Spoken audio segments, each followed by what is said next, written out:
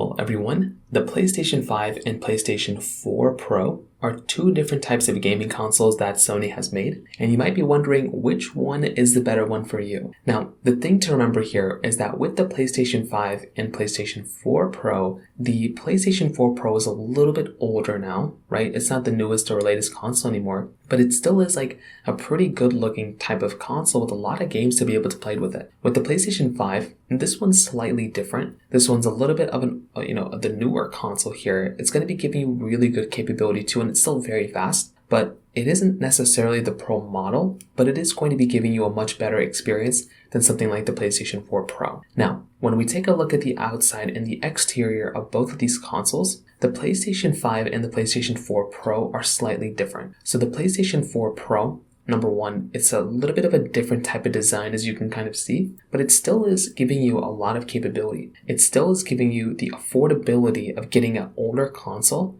that's going to be a fraction of the cost of the PlayStation 5. So it's going to be a cheaper console than the PlayStation 5. It's going to be more affordable, and that right there is going to be a really nice thing going on for the PlayStation 4 Pro. It's still fairly powerful because it was kind of the Pro console at the time. And because it does give you the disc slot, versus the PlayStation 5s where, some of them give it to you, some of them don't, the PlayStation 4 Pro still gives you that disc slot on all the models. So you can easily go through, plug in the discs, play those types of games. And that right there is a very cool thing to basically have there. And I'm a very big fan of that. And because it's so affordable, the games of these consoles are also very affordable as well. Like I said, they're not really going to cost a ton of money. And it is going to be another really cool takeaway of being able to go through and buy a gaming console like this that's going to be giving you that type of capability. With the PlayStation 5, this one is obviously the better one in a majority of ways. So with the PlayStation 5, this one is going to be giving you a big performance leap.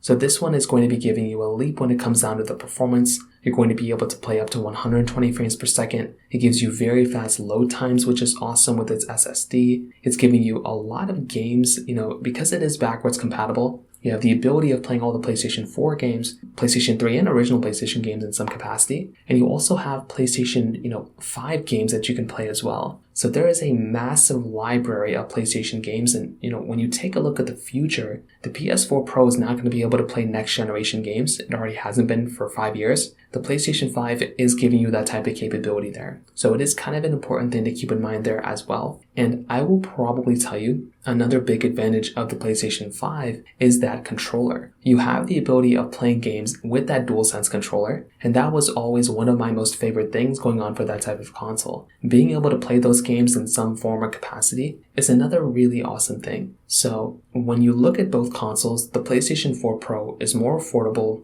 it's cheaper to own, cheaper to buy the games, it's giving you that disc tray, basically built in, and it still is a very powerful console. But there's no new games coming out for it. It's kind of stuck in a lower, slower type of performing, architecture, but it still is a beautiful console. The PlayStation 5 is more expensive, but it's going to be giving you a big leap when it comes down to the performance. It's giving you the ability of playing games with a better controller, in my opinion. It's backwards compatible with PlayStation 4 games anyways, and it does give you a lot more capability when it kind of comes down to that side. So when it comes down to that, that's kind of how it kind of cut it. If you have any other thoughts or questions, please let me know in the comment section below. Hit the like button, that'll mean so much, but definitely hit that subscribe button. More importantly than everything else, I love every single one of you guys. Hopefully I'll catch you guys in the next video. Peace out till then.